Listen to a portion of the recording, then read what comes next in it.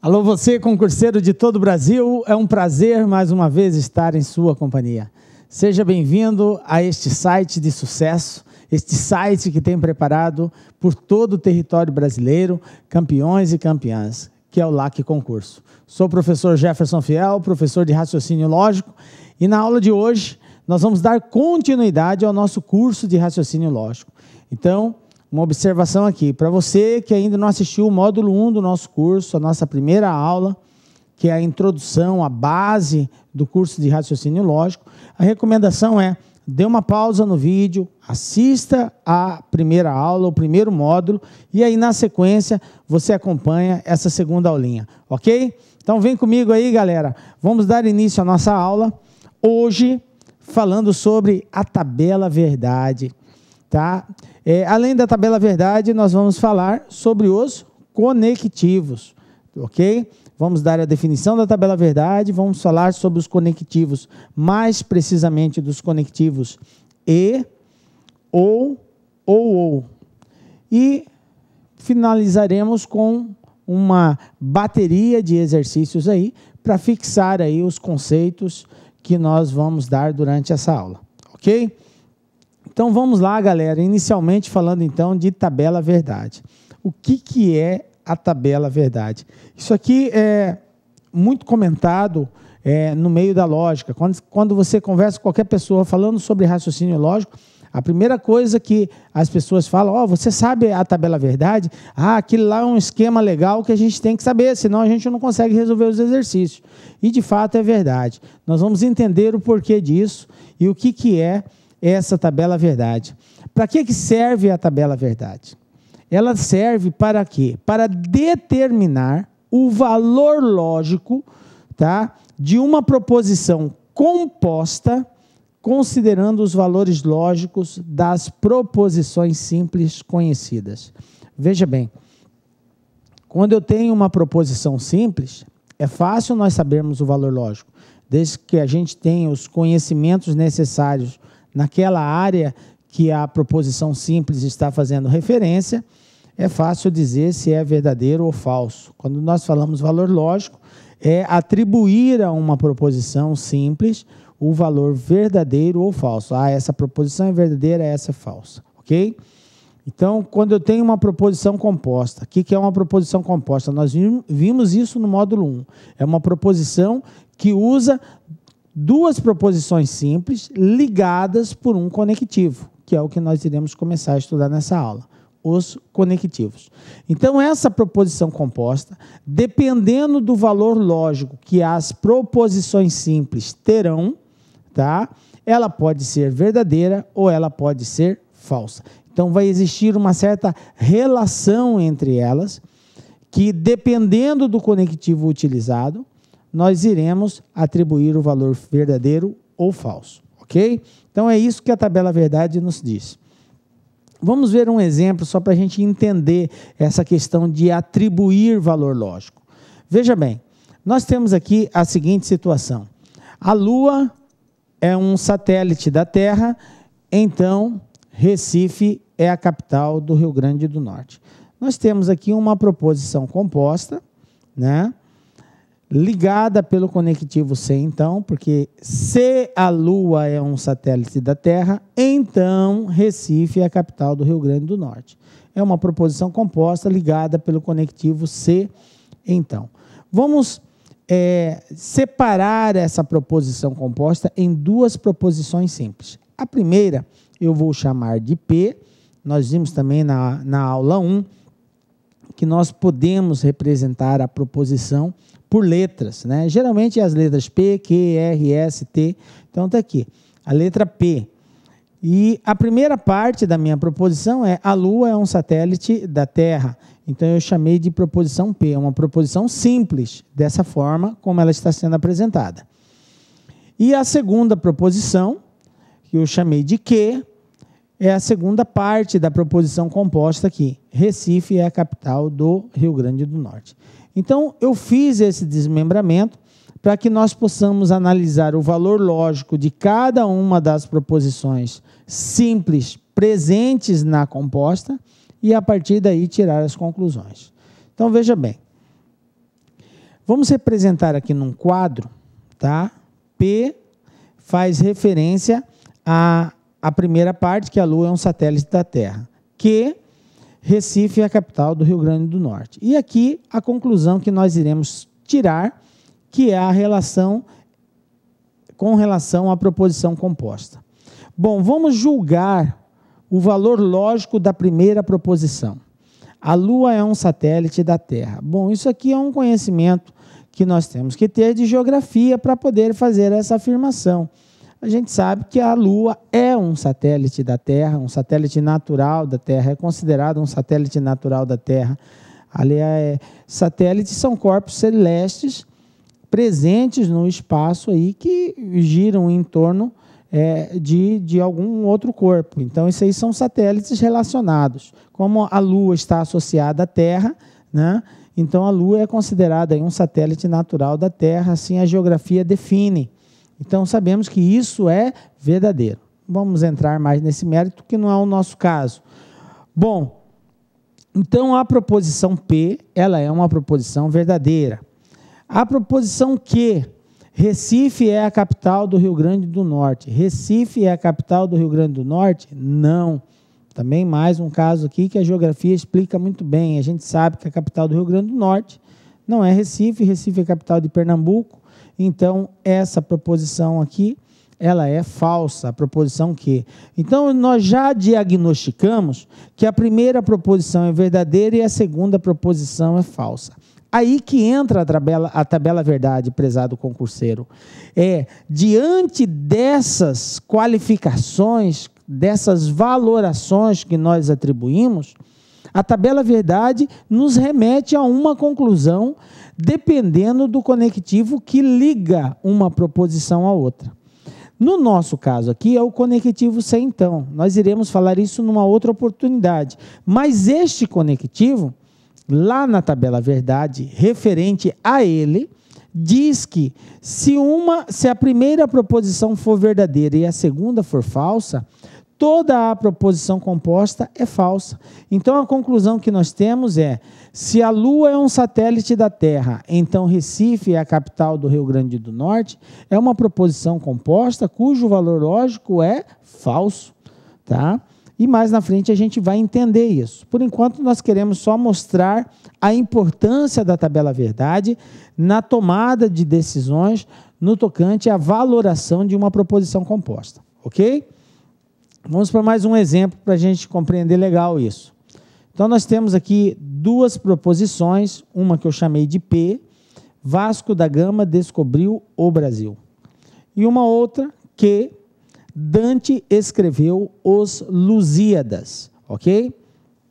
Objetivo, determinar o valor lógico da proposição P ou Q, ok?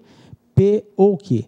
Então, veja bem, eu vou ter que analisar o valor lógico das proposições simples e, no segundo momento, eu vou ter que juntá-los, porque aqui é a representação simbólica de uma proposição composta que une a proposição P à proposição Q, e nós vamos depois fundamentar melhor essa simbolização, tá?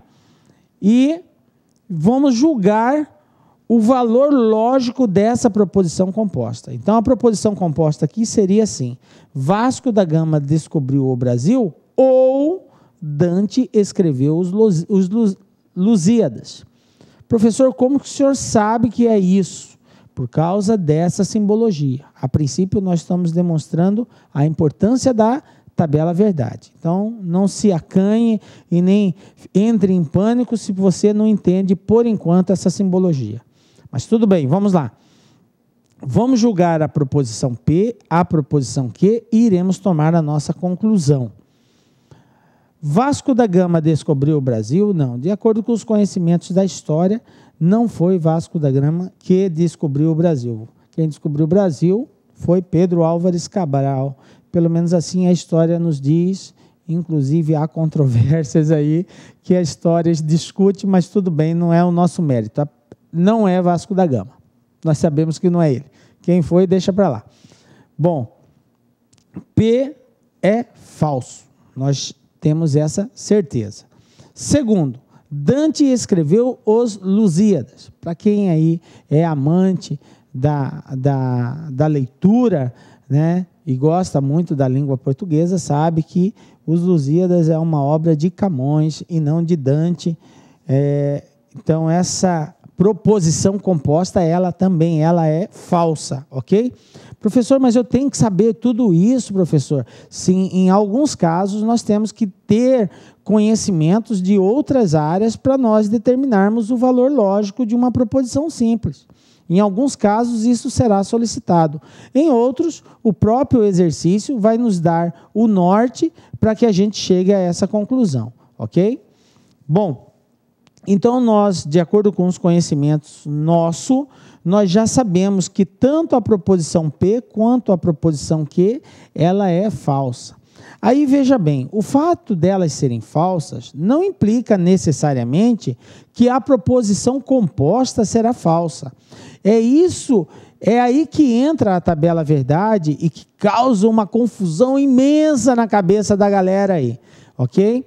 Então nós temos que compreender que dependendo do conectivo utilizado, mesmo as proposições sendo falsas, as simples, a proposição composta pode ser considerada verdadeira, sim.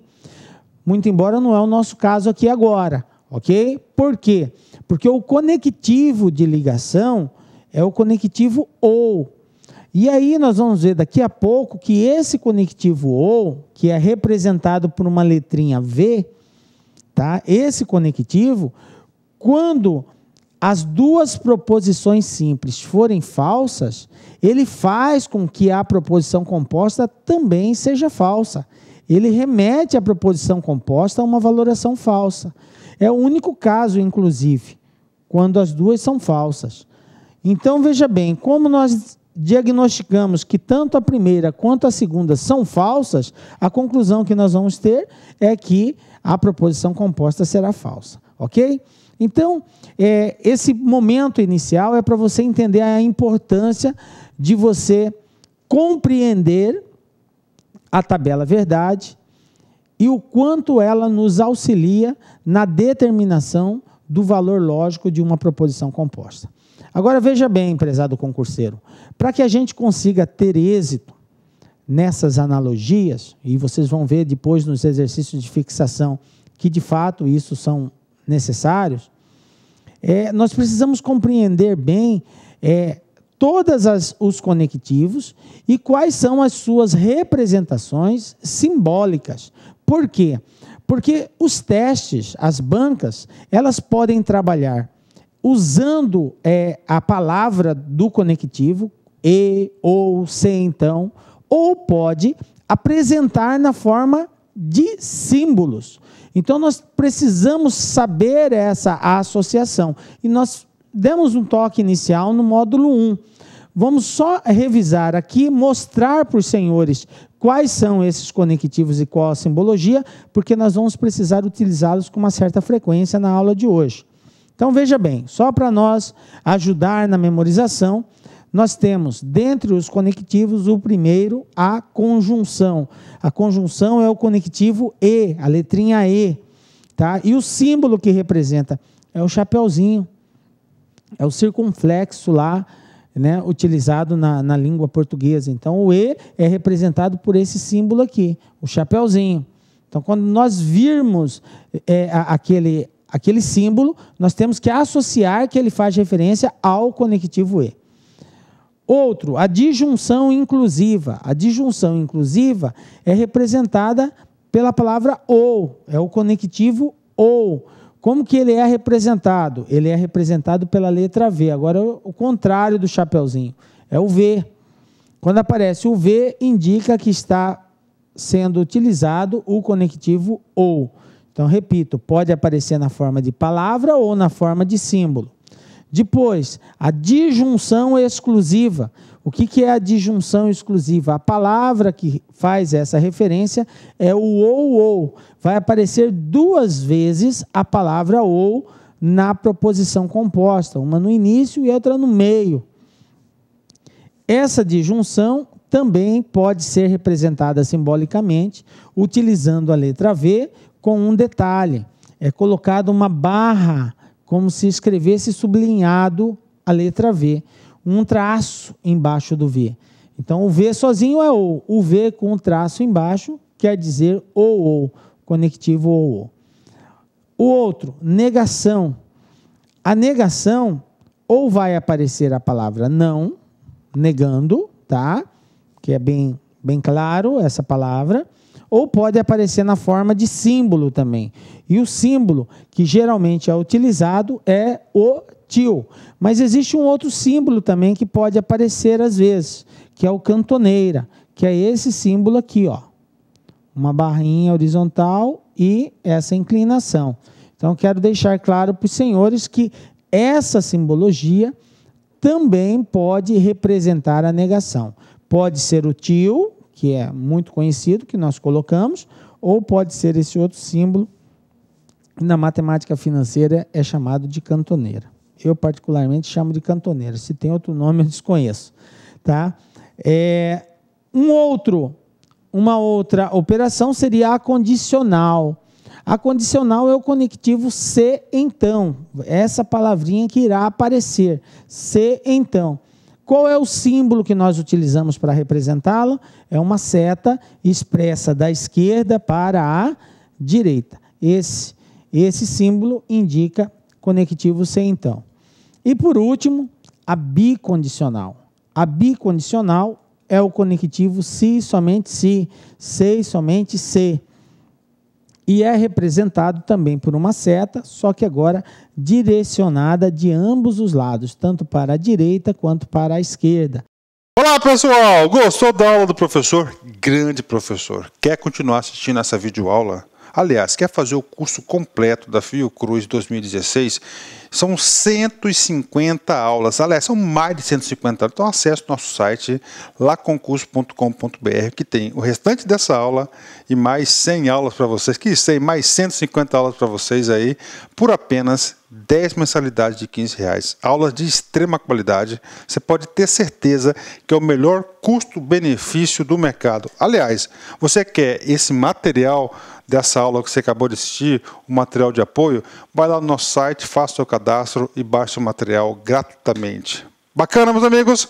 Forte abraço e espero você. Tchau, tchau.